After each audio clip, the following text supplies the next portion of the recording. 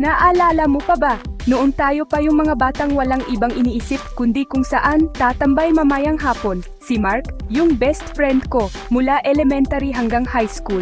Kapag sinabing tayo, hindi pwedeng wala siya. Kami yung tipo ng magkaibigan na alam na ang iniisip ng isa't isa kahit hindi pa nagsasalita. Yung mga hapon natin, sa computer shop lang naubos, maglalaro ng kung ano-anong online games hanggang sa masakit na ang mga mata natin. Tapos, uwi lang para kumain ng hapunan at babalik ulit para ituloy ang naudlot na laban. Ang pera natin, sapat lang para sa isang oras na upa sa PC at pambili ng zesto. Ang mundo natin noon ay kasing liit lang ng barangay natin. Ang pinakamalaki nating problema ay kung paano makakatakas sa utos ni nanay na magsaing o kaya kung paano pagkakasyahin ng 10 pisong baon para makabili ng palamig at chichirya. Ang mga pangarap natin kasing simple ng pagbili ng bagong sapatos o pagkakaroon ng cellphone na may kamera. Sabay tayong nangangarap, sabay ding tumatawa sa mga kalokohan. Halos araw-araw magkasama tayo, mula sa pagpasok sa eskwela hanggang sa pag-uwi, para tayong pinagbuhol na sinulit na hindi mapaghiwalay. Yung mga tawanan natin, abot hanggang kabilang kanto. Yung mga sikreto natin, mas ligtas pa sa bangko. Naalala ko pa, nung minsang nahuli tayong nag-cutting classes para lang manood ng sine. Pareho tayong kinabahan, parehong napagalitan, pero sa huli, pareho pa ring nagtawanan. Ganoon tayo noon. Ang pagkakaibigan natin ay parang isang walang katapusang summer vacation. Walang pressure, walang deadlines, walang bigat na responsibilidad. Ang tanging mahalaga ay yung ngayon, yung kasama kita, at yung masaya tayo. Simple lang ang buhay. Hindi natin naisip noon na darating ang araw na magbabago ang lahat. Para sa atin, ganito na tayo habang buhay, magkasama sa hirap at ginhawa, magkakampi sa lahat ng laban.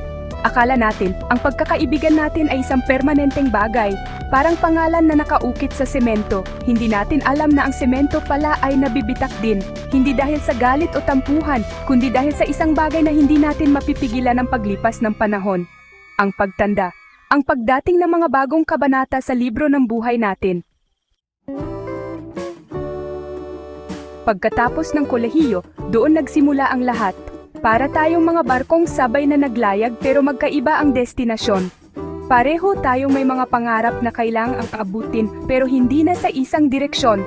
Bigla ang mundo natin ay hindi na lang yung maliit na barangay, lumawak ito. Nagkaroon ng mga bagong daan, mga bagong pagkakataon, at kasama nito mga bagong responsibilidad. Si Mark nakahanap ng trabaho sa isang malaking kumpanya sa Makati. Ako naman, napadpad sa ibang lugar para subukan ang swerte ko. Ang dating araw-araw na pagkikita ay naging isang beses na lang sa isang linggo. Hindi nagtagal, yung isang beses sa isang linggo ay naging isang beses na lang sa isang buwan. Hindi dahil sa ayaw na natin, kundi dahil sa kailangan. Kailangan niyang mag-overtime para sa promotion.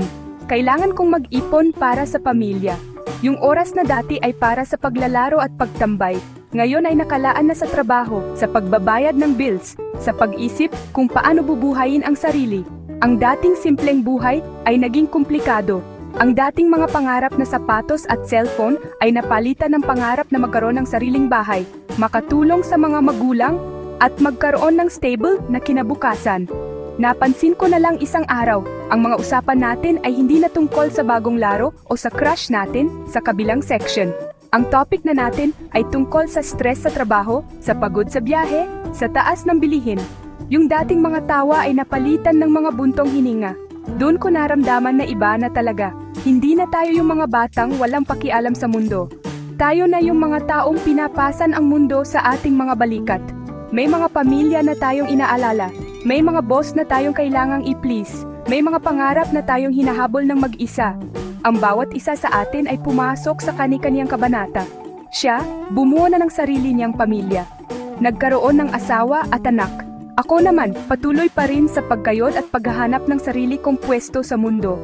Ang mga landas natin, tuluyan nang naghiwalay.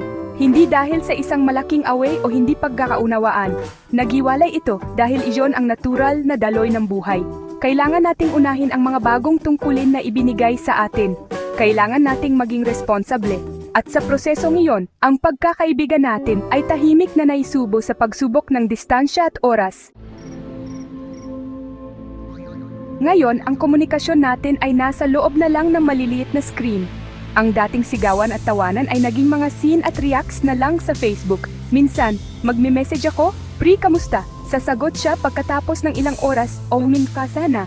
Kinabukasan na, "Okay lang. Ikaw, dami lang trabaho." Minsan ako naman ang matagal sumagot, hindi dahil sa nagbago ang pagtingin ko sa kanya, kundi dahil sa pagod o sa dami ng iniisip. Nakakalimutan ko nang buksan ang messenger. Ang mga mahabang kwentuhan natin noon, ngayon ay naging maikling palitan na lang ng mensahe. May mga pagkakataon na magpaplano tayo ng pagkikita. "Pre, inom tayo minsan." Sasagot ako, "Sige, G ako dyan." Pero ang minsan na iyon ay madalas na hindi dumarating. May biglang overtime sa trabaho, may sakit ang anak niya, may kailangan akong asikasuhin sa probinsya, palaging may hadlang. At unti-unti, nasanay na lang kami sa ganoong setup. Yung mga plano, nagiging plano na lang. Ang nakakalungkot, hindi na kami nakakaramdam ng disappointment. Para bang naging normal na lang na hindi matuloy. Tanggap na namin na ganoon talaga. Minsan kapag mag-isa ako at nag-i-scroll sa social media, makikita ko ang mga litrato niya kasama ang kanyang pamilya. Masaya siya. At masaya na rin ako para sa kanya. Pero hindi ko maiwasang makaramdam ng kaunting kirot. Isang panghihinayang sa mga panahong lumipas. Namimiss ko yung dating kami. Namimiss ko yung kaibigan ko na nakakasama ko sa bawat kalokohan. Yung mga gabing walang tulugan dahil sa kwentuhan. Ngayon, ang kaya ko na lang gawin ay mag-iwan ng heart react sa litrato niya at magpatuloy sa pag-scroll pabalik sa sarili kong magulong mundo.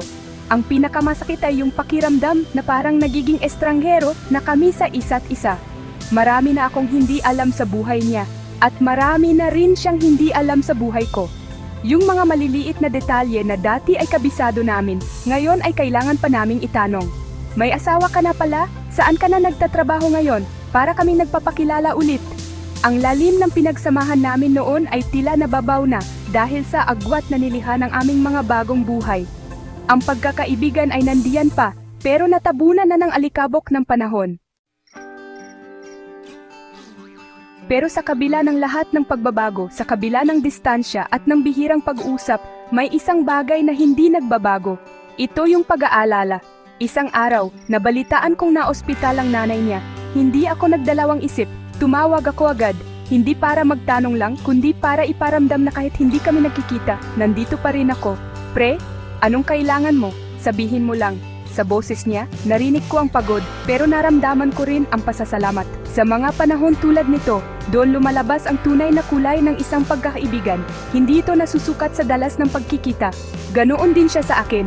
Noong minsang nag-post ako tungkol sa problema ko sa trabaho, isa siya sa mga unang nag-message. "Laban lang, pre. Kaya mo yan, kung kailangan mo ng kausap, tawag ka lang."